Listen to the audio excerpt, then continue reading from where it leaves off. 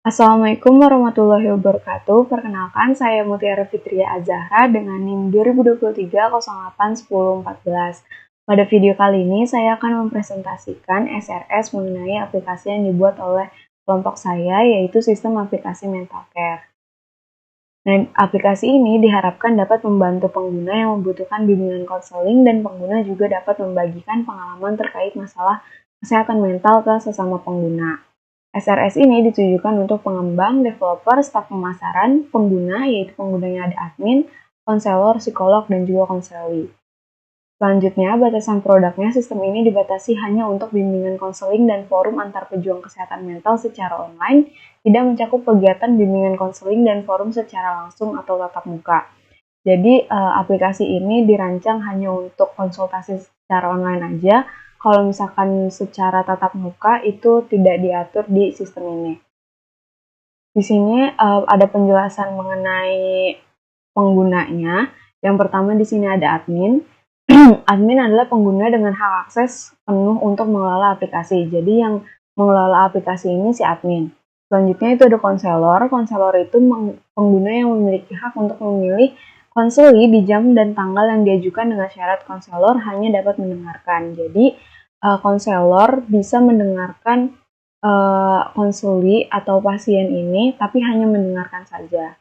Selanjutnya, psikolog ini pengguna yang memiliki hak untuk memilih konseli di jam dan tanggal yang diajukan dengan syarat psikolog dapat mendengarkan juga memberikan saran dan diagnosa. Jadi pembeda antara psikolog dan konselor ini di mana psikolog dapat memberikan saran dan diagnosa ke konselinya, tapi kalau misalnya konselor itu hanya dapat mendengarkan dari si pasien aja.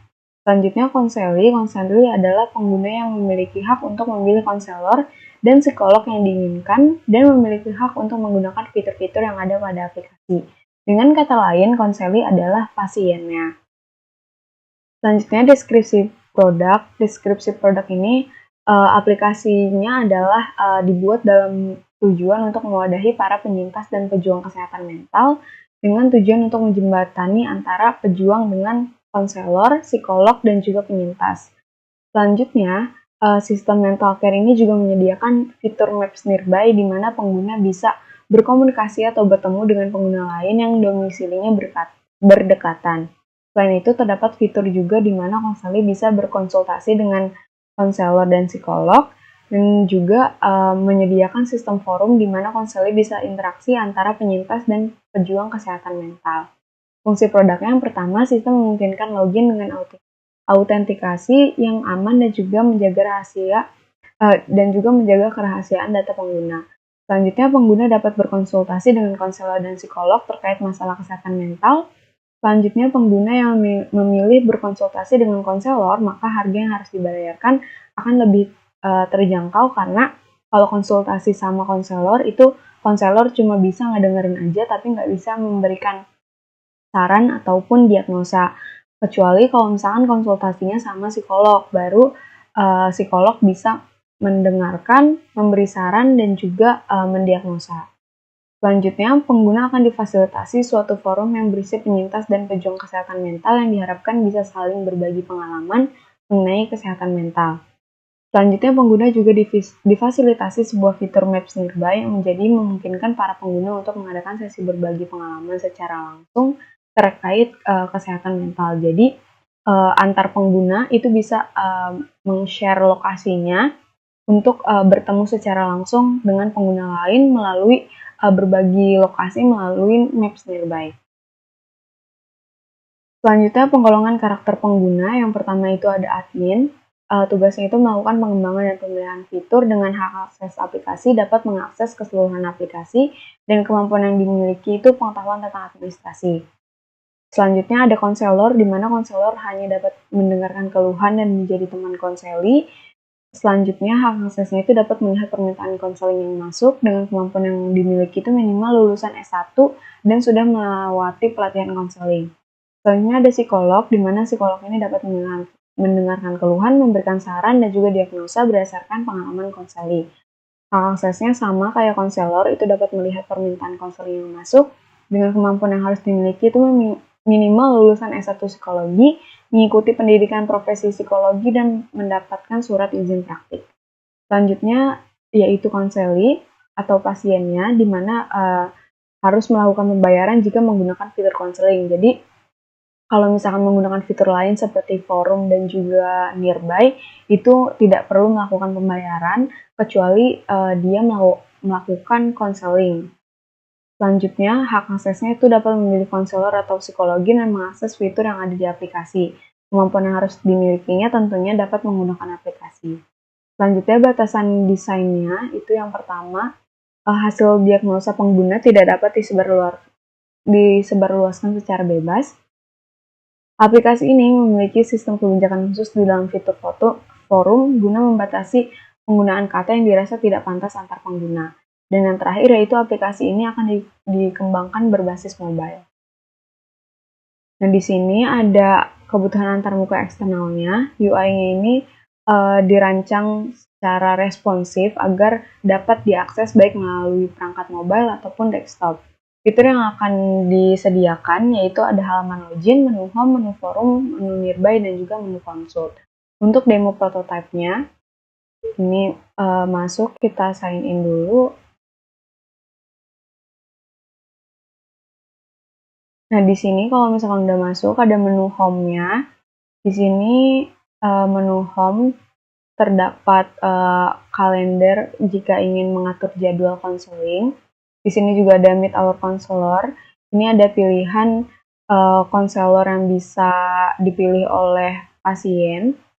Dan di sini ada menu forum, di mana menu forum ini yang tadi saya sudah jelaskan dapat digunakan oleh para penyintas atau para konseli untuk berbagi atau meng-share pengalaman terkait kesehatan mental yang dia alami. Dan ini dapat dilihat oleh para penyintas lainnya. Selanjutnya di sini ada menu consult. Di sini dapat memilih konselor atau psikolog yang ingin berkonsultasi dengan si konselinya. Jadi konseli dapat milih pilihannya ada ini. Ini juga ada menu konsultasinya. Di sini ada make appointment. Ini jadi kalau misalkan udah pilih bisa dilakuin secara voice note kah, atau chat aja kah, ini voice call atau video call gitu. Tergantung janjiannya dengan si konselor atau psikolog yang dipilih. Selanjutnya di sini ada menu nearby. Ini menu nearby tadi digunakan untuk di mana ia bisa berbagi lokasi dengan para pengguna lainnya untuk bertemu secara langsung, membagikan pengalaman terkait kesehatan mentalnya. Selanjutnya, di sini tidak ada hardware interface-nya. Untuk software interface-nya akan terintegrasi dengan sistem basis data. Selanjutnya, di sini ada functional requirement. Di sini kebutuhan fungsional yang pertama itu ada registration atau login. Di sini pengguna dapat login dengan akun dan kata sandi yang aman tentunya. Selanjutnya request medication dan check record, di mana konselor atau pasien dapat memilih konselor atau psikolog untuk berkonsultasi, dan konselor juga dapat melihat track record dari masing-masing konselor dan psikolog yang ada. Selanjutnya make appointment dan cancel appointment. Jadi konselor, dan psikolog ini dapat membuat dan membatalkan pertemuan melalui admin. Selanjutnya di sini ada make diagnose. Make diagnose ini khusus untuk psikolog yang dapat memberikan diagnosa atas cerita dari konseli. Jadi hanya psikolog saja, konselor enggak. Selanjutnya ada make payment dan bill receipt, di mana konselor ini harus membayar tagihan dari pertemuan dengan konselor atau psikolog yang sudah dipilih. Selanjutnya ada menu forum dan nearby, di mana konselor ini dapat mengakses menu pada aplikasi mental care seperti forum, dan para konselor saling bercerita atau mengobrol. Dan untuk nearby-nya ini, untuk para konselor dapat bertemu berbagi cerita secara langsung. Nah, di sini ada use case diagramnya, di mana aktornya ini ada konseli, admin, konselor, dan juga psikolog. Di sini konseli itu bisa request medication, terus include juga dia bisa ngelihat cek record dari konselor dan psikolog yang dia mau pilih. Selanjutnya dia harus make appointment juga. Dia juga harus make payment dimana kalau udah selesai milih dari konselor atau psikolognya, itu dia make payment, selanjutnya dia juga bill receipt. Nah, untuk konsoli ini bisa mengakses menu yang sudah disediakan di aplikasi, itu ada forum dan juga ada nearby. Selanjutnya untuk admin, dia bisa bill receipt, dia make appointment, dan juga dia bisa regis, tentunya juga login. Selanjutnya, ini konsoli juga sama, jadi semua aktornya itu harus regis dulu baru login.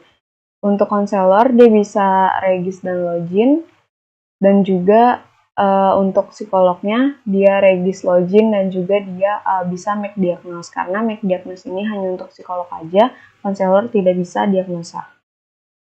Selanjutnya, diagram aktivitas untuk use case login pengguna dapat dijelaskan dengan pengguna membuka halaman login, terus pengguna melakukan registrasi, konseli bisa menggunakan fitur konseling, forum, dan nearby, konselor dan psikolog bisa menerima dan membatalkan konseling.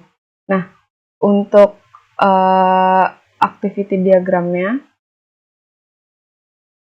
di sini yang pertama user itu bikin akun dulu, selanjutnya admin akan menampilkan menu login, selanjutnya user akan mengisi username dan password untuk login tersebut, selanjutnya menekan tombol login dan verifikasi password dari adminnya. Kalau misalkan benar, dia akan menampilkan menu utama, kalau salah akan kembali lagi ke menampilkan pesan kesalahan dan kembali lagi ke menampilkan menu login. Untuk request medication, ini konseli dapat memilih konsul dengan konselor atau psikolog, dan konseli dapat melihat track record dari konselor dan psikolog yang ada. Nah, untuk activity diagram dari request medication, yang pertama itu si konseli atau pasiennya itu mengisi username dan password untuk login dulu. Selanjutnya request medication, kalau misalkan admin setuju, dia akan menampilkan track record dari konseli dan psikolognya. Kalau misalkan nggak setuju, dia akan meminta untuk membuat permintaan baru. Kalau setuju, selanjutnya akan make appointment. Kalau admin menyetujui, maka akan mengirimkan jadwal ke psikolog atau konselor yang dipilih.